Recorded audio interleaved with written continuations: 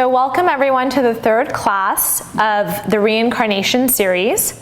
Today we're going to cover the topics of divine inspiration and how to utilize the knowledge and the wisdom to be guided on your soul journey. So I'm going to start with a little bit of a recap of what we've covered in the first two classes. And really the goal is the knowledge of reincarnation is to give you tools to make your life better. So if you're going on a treasure hunt, you're not going to start looking in your neighbor's bushes for your treasure. And really that's your soul path and your soul journey. You want to be able to know where to go and where to dig. And really that's what the knowledge and the tools and the wisdom allow you to connect to. So we connect to the 5 levels of the soul: Nefesh, Ruach, Neshama, Chaya, and Yechida. We covered that in the first lecture. And really understanding as you spiritually grow, you can elevate to different soul levels. And the whole idea is spiritual cleansing. And it's really not always the good things you do, it's what you're doing that may be negative, that may be preventing your soul from growing. So Eliyahu gives a great example that we've covered, and it's the dirty champagne glass. So a lot of times we're waiting for the blessings to manifest in our lives, and it's that bottle of champagne, $10,000 bottle, whatever you like, and your actual cup has dirt on it. So you won't be able to hold that champagne or the blessings because you have a residue of dust and dirt that you need to clean to be able to connect to that. We also covered reincarnation, and really that's when a soul enters a body once it's born and it leaves once a soul leaves this earth. And Ibur, where a righteous soul can enter your body during your life to help you spiritually grow. Different ways we can reincarnate into minerals, vegetables, animals, and humans. And I just kind of like to take it to the audience if there's anything that you have really connected to or something that you found interesting about reincarnation in the past few classes. Anyone at all? I'll share. Please. After the last sessions, I was more aware of reincarnation, so I was very careful of my actions because ultimately the way we behave in this lifetime depends on what we will reincarnate in the next. So it taught me to be very mindful and careful and present. Beautiful. Anyone else? So for me, I think really studying the wisdom, it allows you to see that you're really part of something much greater than yourself. Like this morning I went on a run and I saw a few snails and I was like very careful not to step on them because I knew there's, their souls or they've come back for something, and just being really aware of, trees and minerals and really everything around you and how we're all connected. So we think for me, that's been one of the biggest lessons. Okay, great. So we're going to cover divine inspiration first. So what is divine inspiration? So really that's when you get a message from the Creator, from above, on how to guide you on your soul journey. So it's really using the tools to assist you in reincarnation in the process to be guided on your path. And you may ask, well, how does this work? How do I achieve divine inspiration? And really the way that it can come is messages can come from animals, they can come in dreams, they can come in many ways. Oftentimes you'll hear a message yourself and it'll be dressed in your own voice. And I think oftentimes a lot of us get stuck on the message. So I know if I have a dream, I'll be very careful in, what exactly happened and like what time the dream was. And it's not really about the message. If your message isn't clear, it's really an indication that you have more work to do to get clearer messages.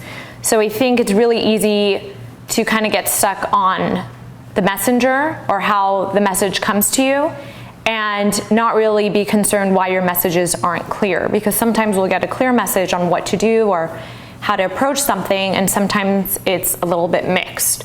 And really the goal is to have more clarity in the messages and to really connect to the divine inspiration. Another way that a message can come is through angels. And really, based on our actions, we can connect to positive or negative angels. So through our speech, through our thoughts, through our actions, you're really attracting either positive angels or negative angels. So let's say you wake up in the morning and you go to your neighbor's house and you do something nice for them, and all day you're kind and smiling, but then on your way home you're honking at everyone on the road and have horrible road rage, like some people I know. So you're going to be attracting both positive and negative angels. So a lot of the messages are going to be unclear. So that's why sometimes you struggle with, you don't know what to do. It's because you're really attracting both angels based on your actions and what you're doing. Another way you can draw angels is when you're working on yourself spiritually. So if you want to work on yourself spiritually to look cool, or you want recognition, you're actually attracting the wrong angels because your intentions aren't right. Or if you go to help someone, or you pay the bill because you want recognition, it's not coming from the right place. So even though the action may be great, if your intention is not in the right place, you will be drawing negative angels. And really the goal is, when you're studying or you're working on yourself spiritually, is to connect to the Creator and to reveal light in the world. So the whole idea is to connect so you can be better for others, not so you can make more money or things can kind of go your way, because it's the wrong intention, even if you're doing great things. So angels are also called Magidim, and they're really angels and advisors that speak to us. And the more you focus on your spiritual actions and you have the right consciousness, your messages will be more clear. Oftentimes our actions are mixed with good and bad, so we get really unclear messages. So I know I do. Sometimes I'll want an answer for something and it's kind of in the gray, and that really shows that maybe my actions weren't so clear, so I'm really drawing confusion or a mix of both. Has anyone ever experienced kind of a message that's come to them or something that's clear, and does this sound familiar, or is divine inspiration? Please. It was in a class that I was taking geology, and I didn't believe in reincarnation back then. And to me, just studying about the rocks and how the cycle, and even a rock has a different cycle. So I was studying, and I'm like, oh, this is so amazing. And then I hear voices that sounded like me, and they say that is how reincarnation is possible. And my jaw dropped, because I was like, it makes sense. Even in there's a cycle. Everything has a cycle. And of course, as humans, we have a cycle, and we're not just, this piece of meat. So I started digging into reincarnation and different area or beliefs in reincarnation, until I found Kabbalah, where it made sense to me. It resonated with, okay, this sounds like something. Okay, this is the clue. It is what it is. Right. So that was to look into spirituality, and from there on, it's been a lot of the struggles that I've encountered in my life come from past lives, correcting or so on and so on. Right. So. And thank you for sharing. And we covered in the last class how being a rock is part of that cycle. And if you speak bad about others, or you have a lot of negative speech, you'll come back as a rock because you're forced not to speak. So it really prevents you from going to that next stage. And sometimes you'll go from a rock to a vegetable to an animal to human, and you can jump, but it's really part of that cycle, whether it's a human or a rock, which is beautiful in a way, because it's all connected. But also you want to know how not to come back as a rock, because that's a tough one. You can't really do anything fun, no eating, no dancing. So thank you for sharing. Anyone else, in terms of maybe an experience they've had with divine inspiration or a message?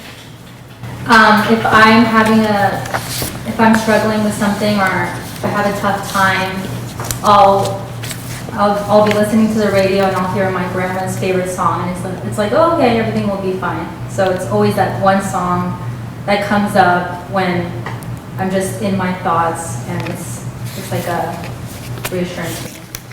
Beautiful. So another way that we can receive messages or divine inspiration or guidance is through animals. So a lot of animal lovers here, as I know. And everything, speaking about the rocks and speaking about the animals, everything around us is alive and is part of a reincarnation. And depending on where you are, you have a certain role and something to play. So I'm going to go through some different types of animals and kind of explain what their role is and really what the message is. So spiders, if they're in your house, you probably want to kick them out or remove any webs, because that represents delays in your life and challenges. So if you ever see spider webs, hopefully you're going to clean it up anyways, but really removing it allows you to remove any challenges or blockages, and that is a message from spiders. Dogs, for those of you that have dogs, when you come home and they run to you and they bow before you like a downward dog yoga pose, then that means good news is coming, which is awesome because it's great to see. And if you come home after a long day and they kind of turn their back on you, not so good. Hopefully that doesn't happen. I know your dog is always, yeah. And then birds, depending on the type of birds, they really can bring very different messages. So ultimately, birds deliver messages from above to below, and depending on the type of birds, they have different messages. So the ones that can't make a sound, those don't really bring good news. So the ones that can't chirp, for example, like an owl. The Ari would talk about the chirping of the birds, and there's a language to the birds that really tell you kind of what's going to happen, and it can tell you what's going on in the day. So not just from the chirping, but the way a bird moves its wings, you can know everything from what's going to happen during the day to what's happening in the stock market, which I think is fascinating. And ultimately, the birds allow an opening to take your words to a higher level. So we know the birds that don't speak, that don't chirp, not good news. Crows or ravens, those also deliver bad news. Often that means disease may be coming, but sometimes they can deliver positive news. Falcon always tell good news, which is great. Hopefully we just see them all the time. A sparrow gives good news and also lets you know that disease will be going away. So a sparrow. And you'll always find birds where there's a lot of people, because ultimately they're there to be a messenger. So you'll never find birds somewhere where people don't live. And really their job is to say what's going to happen. And also, if you're engaging in something bad, they can kind of tell on you and snitch on you, which isn't so fun. So in a way, they're connecting you to above, whether it's positive or negative. It's like a messenger. And really, a lot of secrets in spirituality is understood by the chirping of the birds.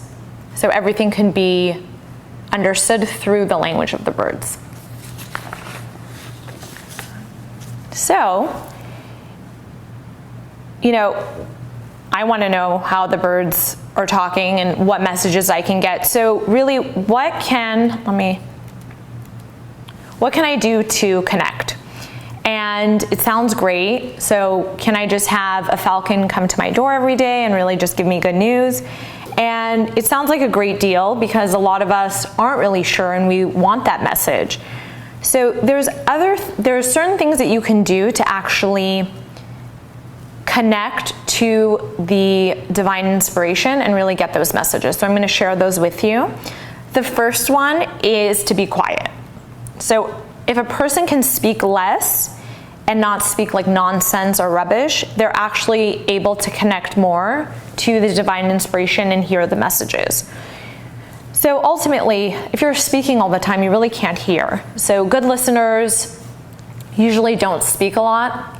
I talk a lot. So for me, I know I struggle with the be quiet.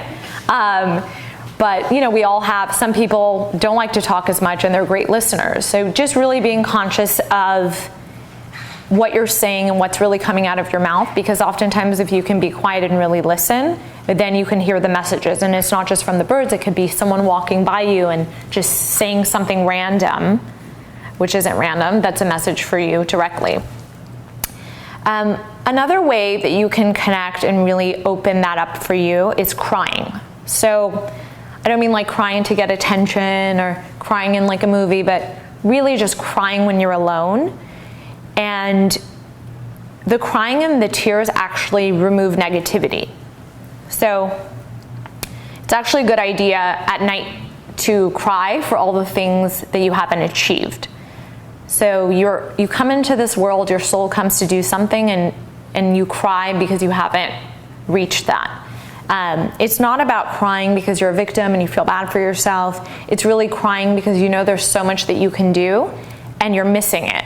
So it's not from a place of being a victim, it's really a place because you want more and you want to reach that potential. It washes away negativity and allows you to connect to the Creator so you can actually have help. And it's not just crying for no reason or you get emotional and you just feel like crying. It's really just crying because you yearn for that connection. Sometimes it's a good idea even to fall asleep from crying so much. It actually really can cleanse and help bring fulfillment. So I know this one's a little personal, but has anyone ever kind of felt maybe a message or something kind of open up for them after, I don't want to say being quiet, but maybe crying or maybe something challenging, maybe a message came in? I know, that's a tough one. I just felt that what happened where, yes, it was a big struggle and serious situation in my life, and then I cried myself to because it was too much for me to bear. Right. And the following day, it was like nothing happened. That's how I knew everything was going to be well. Right. And surely, little by little, I started seeing ways to take care of the situation or people that approached me to help. So that just felt like a relief, like from having a huge weight on my shoulder after crying and crying myself to sleep. That's how I woke up the next day, like nothing happened. Like I was, okay. That's amazing. So I'll share something personal. Can't believe I'm saying this, but here we go. About a month ago, there was just like a lot going on with work, and my cousin passed away about 11 years ago, and he died in a car accident, and he was always my go-to call for everything. So he was my best friend, and sometimes I forget, and it's been 11 years, and I go to call him, and clearly I can't. And I was invited to his best friend's wedding, and I got a little upset that really studying this wisdom, and he was 26. Did he reach his soul purpose, or where was he in his journey? And really kind of asking those questions, because ultimately he went somewhere else. And I started crying that night, and it kind of overtook me, and I fell asleep crying because I was just sad that I didn't know, or I couldn't connect him, or if there was something I can do to help his soul, and really kind of asked for some kind of message, or if there was something I can do for him or for his family. So that night, I actually dreamt about him, and it was the first time in many years. And in my dream, he was sitting down with me and his family, and he was glowing. And nobody else was glowing in my dream, and he was just glowing and looked exactly the same, if not more radiant. And in the dream, I was not sure what was going on, because in my dream, he was alive. And he looked at me and he said, I'm going to come with you to this event next week, and I said, you're really going to come with me, but you don't come with me anywhere. And he goes, I come with you everywhere you go. You just don't see me. And he's like, he told his family too. He goes, I'm with you guys all the time, but just because you can't see me doesn't mean I'm not with you guys helping you. So I wake up and I was calm and I felt at such peace. So I was a little hesitant to kind of call his family and share my dream. But I thought, he gave me a message and it was for me and it was for his family. So I ended up calling his dad, which I was very hesitant to do because, even after 11 years, it's very difficult for him to speak about his son. And I called his dad and I said, look, I had a dream. I haven't dreamt about him in maybe 10 years. And he told me to tell you that he's always with you and that he's watching even though you can't see him. And his dad started crying and got really emotional. And I said, I'm so sorry. I just really wanted to share that. He goes, I'm really glad you told me this because yesterday we spent the whole day at the cemetery. And I said, oh, I didn't know. He goes, we were there all day and we were cleaning the flowers and replanting flowers. And out of nowhere, this man came and we were looking for someone to help us replant the flowers and to clean up the area, but there was no one. And out of nowhere, this guy comes, puts his hand on my shoulder and says, please, sir, get up, let me help you. He ends up cleaning up the whole area and doing everything and vanishing. So he said, I knew there was something that happened yesterday and I really wanted a message, so thank you for telling me. And I think the whole idea is whether it was the crying or really asking for the message or his experiences, sometimes when we really surrender to that and ask for that help or ask for that guidance, we get such a gift to not only I got for myself to know that he's always there, but his parents and his family, spent that whole day doing all these things for him and they probably felt that he didn't even know that they were there. So we think, oftentimes it can come in a dream or it can come through a messenger or it can come through the man that helped them at the cemetery in such a beautiful, profound way.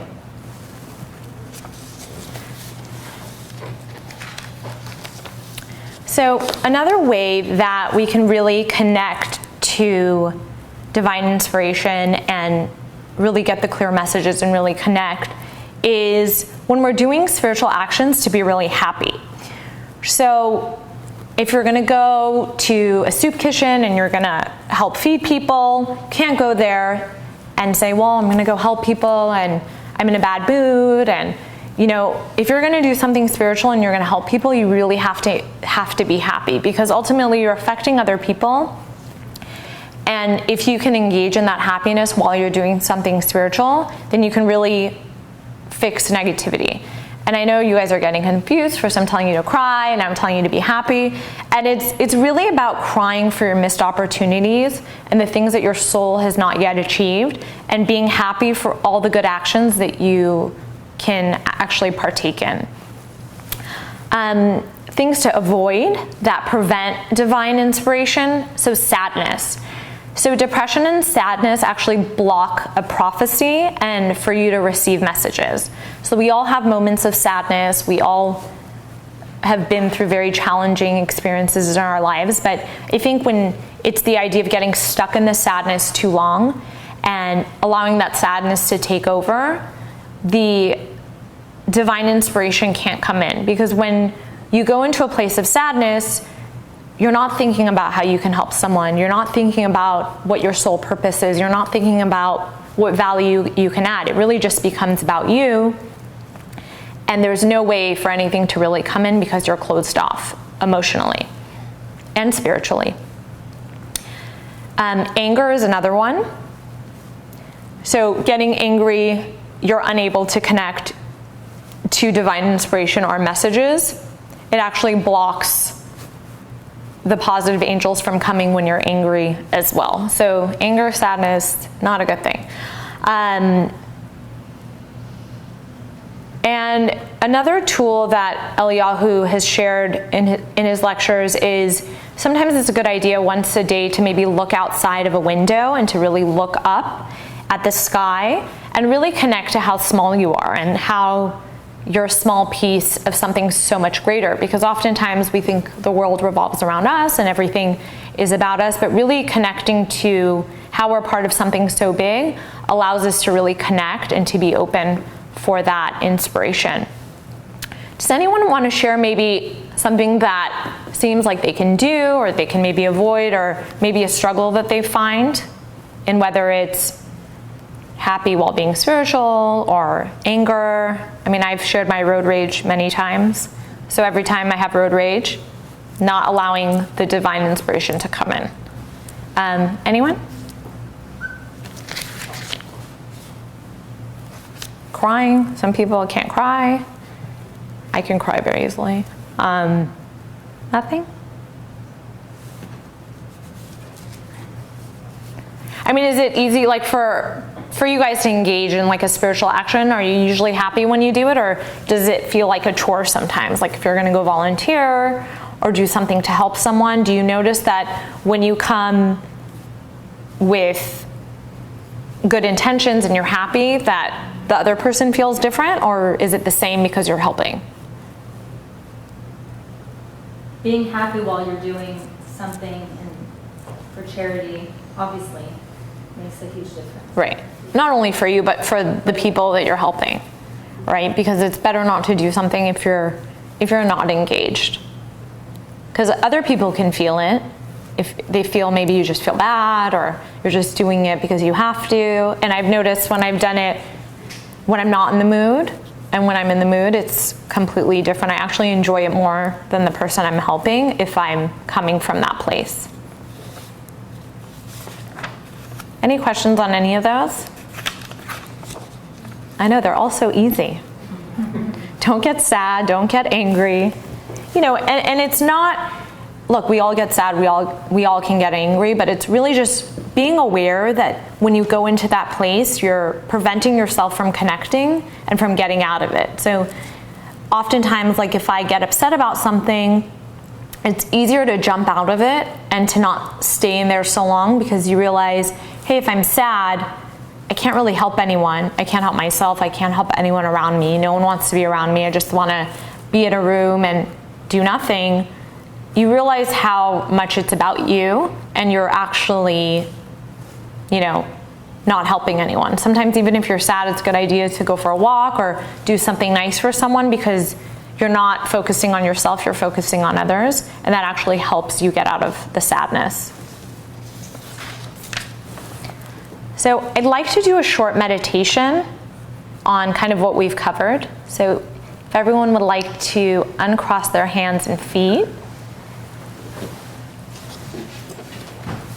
and close your eyes, please. Feet flat on the floor. You can have your palms up or uncross your hands and your legs. I want you to take a deep breath in, deep breath out, deep breath in, deep breath out. And I want you to start feeling relaxed all the way from your feet.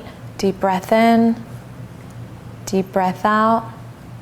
Feeling it going up your calves, all the way up to your knees. Deep breath in, deep breath out. Feel your thighs being relaxed. Deep breath in, deep breath out. Going up to your stomach. Inhale, exhale. Going up your chest, up to your shoulders, going up to your neck. Feel your face, your mouth, your eyes being relaxed. Deep breath in, deep breath out, and relaxing all the way up to your head. Now I want you to imagine you're in a calming place, whether it's a beautiful beach, a forest, a serene body of water. Deep breath in, deep breath out. And you're standing in this place and you feel that you're in true peace. Your soul is calm. Deep breath in, deep breath out. You're focusing on your breathing. You feel tranquil and relaxed in this beautiful place. Deep breath in, deep breath out. You feel the sun shining on your face. You feel the wind on your skin. Deep breath in, deep breath out.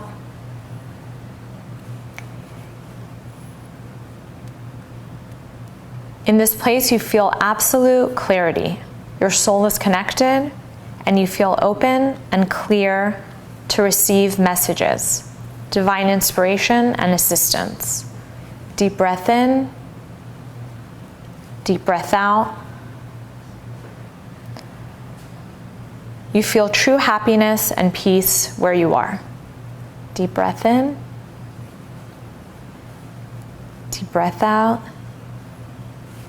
Now, in front of you, you see a note floating in front of you. I want you to slowly grab the note and hold it in your hands. Deep breath in, deep breath out. Now, I want you to open the note and see if there's a message written for you. Deep breath in, deep breath out. It could be a yes or a no or a specific answer to something you've been looking for. Deep breath in, deep breath out. And I want you to look at the note and remember what it says. Deep breath in, deep breath out, and how whatever is written on this note, you've been looking for this answer. Deep breath in, deep breath out. You're very thankful to the surroundings in your place and very thankful for the message that has come to you. Take a deep breath in and a deep breath out. Now you're going to take this note with you and you're going to take a deep breath in, deep breath out. We're going to count to 5. 5 deep breaths. 5,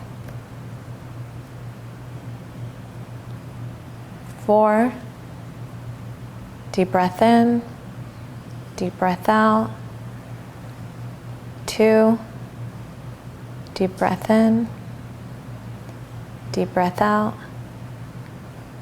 And 1, deep breath in, deep breath out. And whenever you're ready, you can open your eyes.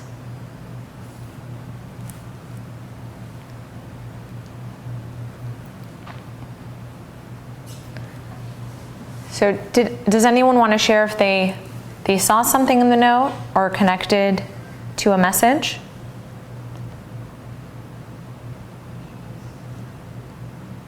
Alan? Nicole? You are protected. Great. I saw let go of your anger. Wow. Yeah. I need one of those too. Did anyone else see anything?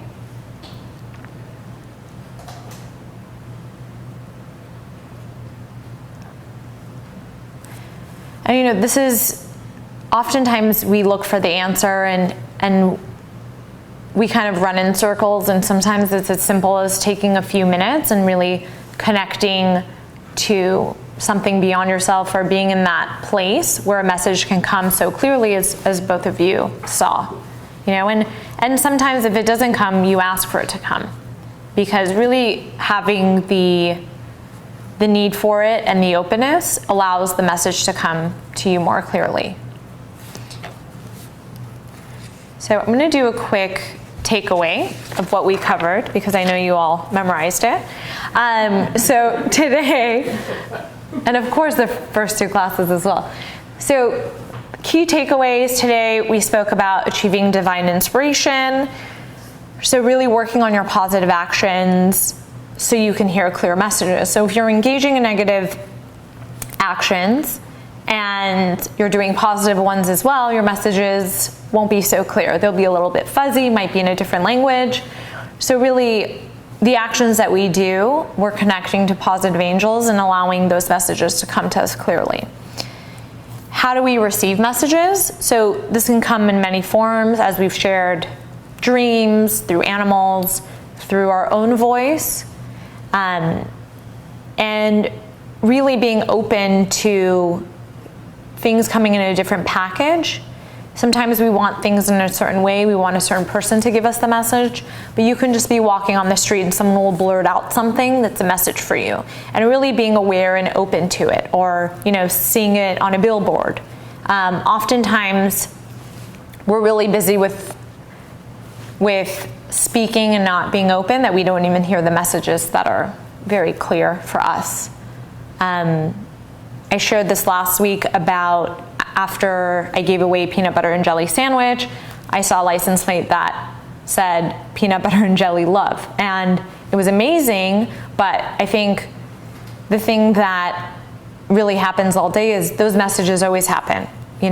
There's a license plate that's giving us a message, or you hear that song on the radio that's a message for you that everything's going to be fine, but sometimes we're so busy kind of with ourselves that we don't see or hear certain things that we're meant to hear. And then really, what can I do to connect? What proactive things can I do to hear those messages? So we spoke about being quiet, my favorite one. Crying for the right reasons, really crying from a place that your soul is not where it needs to be, and not because we want attention or we're a victim, but because we really do want to connect, and we come from that crying, which actually cleanses us. And then of course, happy being spiritual and really engaging in that happiness and embracing it, which is not always so easy, because sometimes we think we're doing someone a favor by helping them, and ultimately that person is allowing us to do them a favor. So, I know a lot of times I've volunteered and I'm like, oh, they're so lucky that I'm here, but really you can't help someone if there's no one to help. Same thing with giving charity. If there's no one to receive it, you're unable to be a giver. So really connecting to the happiness when we're engaging in those things, and avoiding sadness and anger, because that blocks us from receiving those messages and really connecting. So with that, thank you. Does anyone have any questions or comments or jokes? I don't know. Well, it brings happiness, so. Great speaker. Thanks. Amazing. Thank you. Thank you, everyone.